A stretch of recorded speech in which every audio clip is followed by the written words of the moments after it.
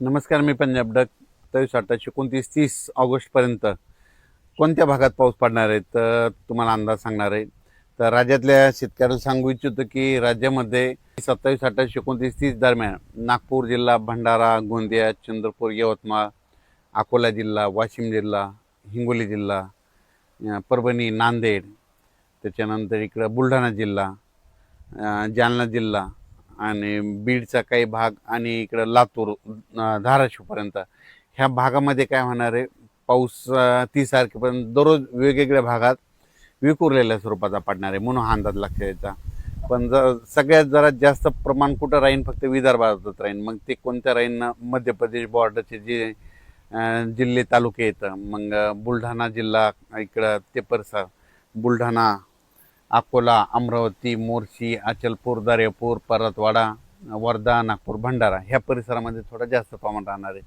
पण त्याच्यानंतर इकडं परभणी जिल्ह्यात विखुरलेल्या स्वरूपाचा अर्ध्या तासाच्या, 10 मिनिटाच्या, 20 मिनिटाच्या ह्या 4 दिवसामध्ये वेगवेगळ्या भागात सरी पडतील. खूप काही मोठा पाऊस पडणार नाही म्हणून हा अंदाज सर्व शेतकऱ्यांनी परभणी जिल्ह्यात लक्षात यायचा.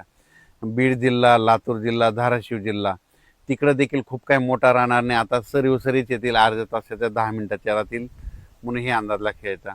संभाजीनगर जिल्ह्यामध्ये इकडं याच्याकडं फुलंब्री, कन्नड ते सोयगावपर्यंत त्या परिसरामध्ये तुरळक भागात पाऊस असणार आहे म्हणून अंदाज लक्षात यायचा.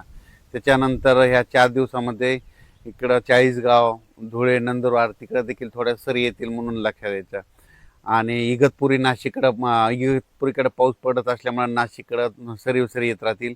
कोकणपट्टी, घाटमाथ्यावरचा पाऊस ते जोराचा चालू राहील. कोल्हापूरकडं देखील सरी राहतील. सांगली जिल्ह्यात देखील आपल्या सरी येत राहतील. सोलापूर जिल्ह्यात देखील सरीत राहतील, मोठा काही पाऊस नसणार आहे. पुणे जिल्ह्यात देखील फक्त सरीच येतील, खूप काही मोठा पाऊस नसणार आहे म्हणून हा अंदाज लक्षात घ्यायचा. काय झालं तर राज्यात असा सगळीकडे पडणारा, खूप मोठा पडणारा, ओढे नाले वाहणार तसा काही सध्या तरी ह्या ऑगस्टमध्ये पाऊस नाही.